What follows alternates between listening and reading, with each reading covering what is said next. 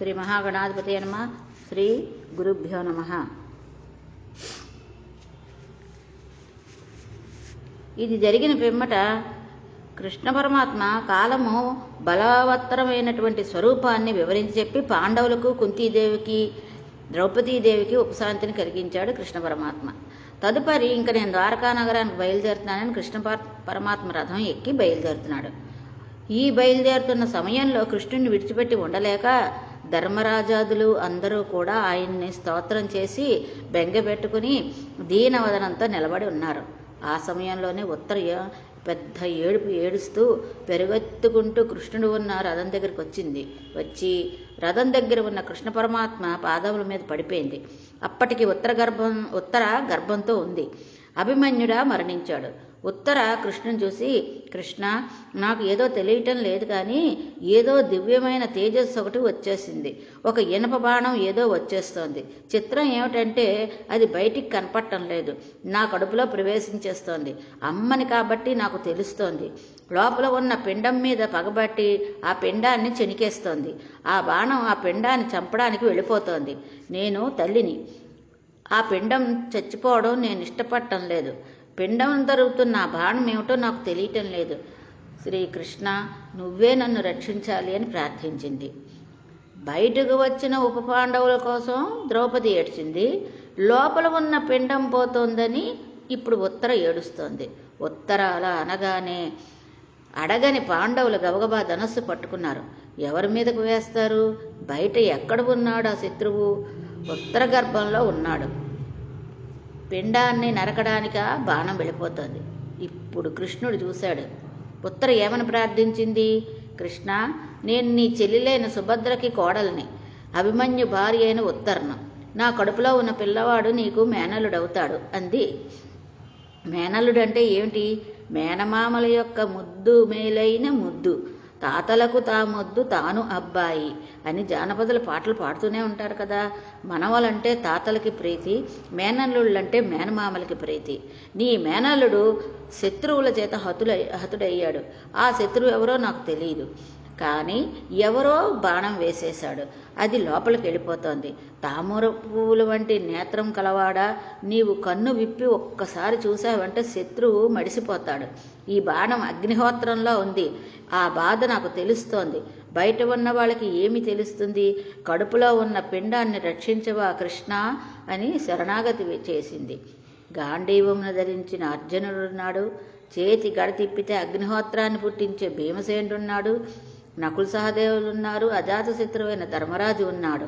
అయినా ఉత్తర వాళ్ళ కాళ్ళు పట్టుకోలేదు. నీ వాళ్ళు నిన్ను రక్షించరు. నీ రక్షణ నీ ఇంటి ఈశాన్య దిక్కున ఉంది. అక్కడ ఉన్న స్వామిని నమ్ముకోవడం నేర్చుకో. అలాగని నీ బంధువులు నిర్లక్ష్యం చేయకు. వాళ్ళని కూడా భగవంతుడుగానే చూసుకో. కానీ లోపల పూనికతో ఈశ్వరుని శరణాగతం చేయడం నేర్చుకో. ఆయన నీకు రక్షకుడు. అందుకని ఆవిడ పాండవులను ప్రార్థన చేయలేదు, కృష్ణుని మాత్రమే ప్రార్థన చేసింది. కడుపులో ఉన్న పిండము అగ్నిహోత్రం వచ్చేసింది. నన్ను ఇది కాల్చేస్తోంది. నన్ను రక్షించేవాడు ఎవరు? నేను గర్భంలో ఉన్నాను. నేను మొరపెడితే ఎవరికి వినబడుతుంది అని ఆ పిండం ఏడుస్తోంది. ఈయన ఆ పిండానికి ఎదురు వచ్చాడు. ఉత్తర గర్భంలో ఉన్న పిండం సంహరించడానికి అశ్వత్థామ యొక్క బ్రహ్మాస్త్రం వేసేశాడు. అది లోపల ఉన్న పిండం దగ్గరికి వచ్చేసింది.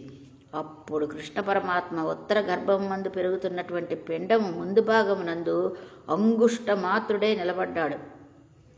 గదను తిప్పుతున్నాడు. చక్రహస్తుడై వైష్ణవమాయను ప్రకటించాడు. ఉత్తర గర్భంలో ఒక్కసారి తన తేజస్సును చూపించాడు. ఆ తేజస్సు పిండానికి తప్ప మరెవరికీ కనపడటం లేదు. ఉత్తరకి కానీ పాండవులకు కానీ లోకంలో కానీ కనబడదు. స్వామి ఈ లీలను అమ్మ కడుపులో ప్రదర్శిస్తున్నాడు. తాను బయట అలా నిలబడి ఉన్నాడు. పాండవుల వంశం నిలబడడం కోసం తాను పిండానికి ఎదురుగెళ్ళి నిలబడి బ్రహ్మగారి అస్త్రం నుండి వచ్చినటువంటి తేజస్సుని తన తేజస్సులో కలిపేసుకుని చాలా ఉల్లాసంగా సంతోషంగా ఆ పిండం వంక చూస్తూ ఉంటే వాడు ఇంకా సరిగ్గా అమరని రెండు చేతులతో, ఎంత అందగాడురా, బొటకన వేలంత ఉన్నాడు, పట్టు పీతాంబరం కట్టుకుని గద తిప్పుతూ చక్రహస్తుడై మా అమ్మ కడుపులో వచ్చి అంతటి అగ్నిహోత్రాన్ని తాగేసి నన్ను రక్షించాడా అని స్తోత్రం చేయడం చేతకాని పిండము కనురెప్పుల పైకెత్తి చీకట్లో చూస్తూ ఉండగానే అంతర్ధానం అయిపోయాడు. అశ్వత్థామ చేత విడవబడిన బ్రహ్మాస్త్రం నుండి పైకి వచ్చిన అగ్నిహోత్ర జ్వాలలను తీసుకుని బయటికి వెళ్ళిపోయాడు. అలా సూతుడు చెప్పి అన్నాడు, ఈ మాట చాలా చిత్రంగా ఉంది కదా, అలా ఎలా పూజ చేసుకుంటాడని అనుకుంటున్నారా? మీకు నేను మొదటే చెప్పాను, స్వామి 22 అవతారాలతో ఆవిర్భవించాడు. ఇవన్నీ శాస్త్రస్వరూపుడైన నారాయణులోంచి వచ్చినవే. ఆ నారాయణుడి నాభికమలంలోంచి బ్రహ్మగారు వచ్చారు. అందులోంచి పుట్టిన తేజస్సుని ఎందులోంచి వచ్చాడో అందులోనే పూజ చేసుకోవడం పెద్ద గొప్ప కాదు. ఆ విధంగా తేజస్సును పూజ చేసుకున్నాడు. ఈ పనిని పాండవులు చేయలేరు, కృష్ణుడు మాత్రమే చేయగలడు. ఇప్పుడు మనం జరిగిన సంఘటనలను అనుసంధానం చేసుకోవాలి. ద్రోణాచార్యుల వారి కుమారుడైన అశ్వత్థామను రథం మీద నుంచి దింపగానే వారిని చంపివేయవలసిందని కృష్ణుడు సలహా ఇచ్చాడు. అర్జునుడు వెంటనే అశ్వత్థామని చంపివేసి ఉంటే దీనికి నేను 18 అధ్యాయాలు గీత చెప్పినా ధర్మం అంటే ఏమిటో అర్థం కాలేదు, కాబట్టి నేను ఉత్తర గర్భంలో ఉన్న పిండాన్ని రక్షించిన అవసరం లేదని అనుకుని ఉండేవాడు. తను చెప్పినా అర్జునుడు అశ్వత్థామని చంపలేదు. ఈ ధర్మమును కృష్ణుడు తన దృష్టిలో పెట్టుకున్నాడు. ధర్మో రక్షితి రక్షతః. ధర్మమే ఈశ్వరుడు. ధర్మాన్ని పాటించిన వాడు తాను రక్షించాలి. ఇప్పుడు ఎవరూ రక్షించలేని రీతిలో రక్షించాడు. ఇటువంటి రక్షణ ఒక్క ఈశ్వరుడు మాత్రమే చేయగలడు, కృష్ణుడు మాత్రమే చేయగలడు. ఇటువంటి కృష్ణ పరమాత్మని నమ్ముకున్న వాడికి తన కోరికలు తీరవన్న అనుమానం పెట్టుకోనవసరం లేదు. ఇంకా అలా అనుమానం పెట్టుకున్న వానికి మార్చగలిగిన వాడు ప్రపంచంలో ఎవరూ లేరు. ఉత్తర వెంటనే పొంగిపోయి సంతోషంతో, నా కడుపులో ఉన్న అగ్నిహోత్రం అంతా చల్లారిపోయిందయ్యా, నా పిండం రక్షించబడింది, పాండవ వంశం రక్షింపబడిందని పొంగిపోయింది. శ్రీకృష్ణ పరమాత్మ రక్షణ వల్ల ఉత్తర గర్భం నందు జన్మించిన వాడు పరీక్షిత్తు. ధర్మరాజు గారు ఆ పిల్లవానికి విష్ణురాతుడు అని పేరు పెట్టాడు.